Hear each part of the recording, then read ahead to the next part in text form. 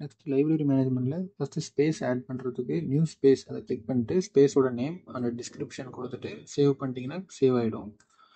இதை எடிட் பண்ணிக்கலாம். எடிட் பண்ணிட்டு அப்டேட் கொடுத்தா சேவ் ஆகிடும். அண்டு இதோட டிசேபிளும் பண்ணிக்கலாம். அண்டு இந்த ஸ்பேஸை வேணால் நீங்கள் டெலீட் பண்ணுறதுனால டெலீட் பண்ணிக்கலாம்.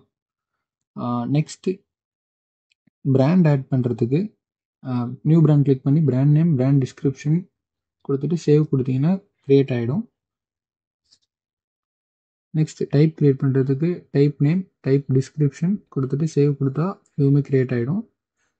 நெக்ஸ்ட் வேரியண்ட் கிரியேட் பண்ணுறதுக்கு நியூ வேரியண்ட் கிளிக் பண்ணி வேரியண்ட் நேம் அதோட ஸ்பெசிஃபிகேஷன் அண்ட் டிஸ்கிரிப்ஷன் சேவ் பண்ணிட்டா சேவ் ஆகிடும். நெக்ஸ்ட்டு ஒரு காம்பனண்ட் கிரியேட் பண்ணுறதுக்கு நியூ காம்பனண்ட் கிளிக் பண்ணி காம்பனண்ட்டோட நேமை டைப் பண்ணிட்டு வேரியண்ட் நீங்கள் ஆட் பண்ணதோட லிஸ்டிங் வந்துடும். அது அண்ட் ஸ்பேஸோட லிஸ்ட் வந்துடும். இது ரிலிவெண்ட்டாக இருக்கிறத ஆட் பண்ணிட்டு யூனிட்டில் வந்து ஃபிக்ஸடான யூனிட் சைஸ் கொடுத்துட்டு அதோட ரேட்டுமே கொடுத்துட்டு டைப்பில் வந்து என்ன டைப்பாக செலக்ட் பண்ணி அதோட ரேட்டுமே கொடுத்துட்டு டிஸ்கிரிப்ஷன் டைப் பண்ணிட்டு சேவ் பண்ணிங்கன்னா இதுவுமே சேவ் ஆகிடும். ஒரு அசசரிஸ் ஆட் பண்ணுறதுக்கு அசசரிஸோட நேமு அதோட ரேட்டு பிராண்ட் இதுதான் மேண்டட்ரி. நெக்ஸ்ட்டு டிஸ்கிரிப்ஷன் கொடுத்துட்டு சேவ் பண்ணிட்டோம்னா சேவ் ஆகிடும்.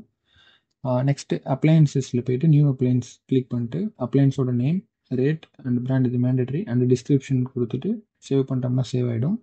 அதர் சர்வீஸை கிளிக் பண்ணிட்டு அதோட category name sub category name measurement unit unit rate இதெல்லாம் மேண்டேட்ரி அண்ட் டிஸ்கிரிப்ஷன் கொடுத்துட்டு சேவ் பண்ணிட்டோம்னா இதுவுமே சேவ் ஆகிடும். Next import export library click பண்ணி ஃபஸ்ட்டு லோக்கல் ஸ்டோரேஜ் அண்ட் எப்படி டிஃபைன் ரெண்டுமே கொடுத்துருக்கோம். லோக்கல் ஸ்டோரேஜில் ஃபைல் சூஸ் பண்ணி நம்ம கொடுத்த டெம்ப்ளேட்டுக்கு ஏற்ற மாதிரி டேட்டா ஃபீட் பண்ணி செலக்ட் பண்ணிவிட்டு ஓவர் ரைட் கொடுத்துட்டு இல்லை ஓவர் ரைட் எடுத்துகிட்டு கொடுக்கலாம். ஓவர் ரைட் கொடுத்தா ஆல்ரெடி இருக்க கண்டென்ட் டெலிட் ஆகிடும். நான் அதுமாரி பண்ணுறேன். இம்போர்ட் கொடுத்தோம்னா ஆல்ரெடி இருக்க எல்லா கண்டென்ட் டெலிட் ஆகிடும். லைப்ரரியில் இருக்க எல்லா கண்டென்ட்டுமே இப்போ நம்ம எக்ஸலில் கொடுத்த புது டேட்டா தான் ஃபுல்லாகவே ஃபீட் ஆகிருக்கும். இப்போ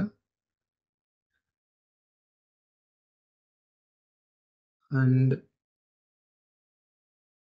இம்போர்ட் எக்ஸ்போர்ட்டை மறுபடியும் கிளிக் பண்ணி இதில் இன்னொரு ஆப்ஷன் வந்து ப்ரீடிஃபைன்ட் அந்த டெம்ப்ளேட்டை நம்ம பை டிஃபால்ட்டாக கொடுக்குற டெம்ப்ளேட்டை கொடுத்து ஓவர் ரைட் அதையும் செலக்ட் பண்ணிட்டு இம்போர்ட் கொடுத்தோம்னா இதுவுமே இப்போ எல்லா டேட்டாவும் டெலிட் பண்ணிட்டு லைப்ரரி நியூவாக க்ரியேட் ஆகிருக்கும் எல்லாமே. இன்கேஸ் உங்களுக்கு ஆல்ரெடி இருக்கிற கண்டென்ட்டும் அப்படியே இருக்கணும், நியூவாக இம்போர்ட் பண்ணுற கண்டென்ட்டும் வரணும் அப்படின்னு நினச்சிங்கன்னா ஓவர் ரைடை செலக்ட் பண்ணாமல் அப்படியே இம்போர்ட் பண்ணிங்கன்னா பழைய கண்டென்ட் அப்படியே இருக்கும், நியூவாக இருக்க கண்டென்ட்டும் ஆட் ஆகிடும்.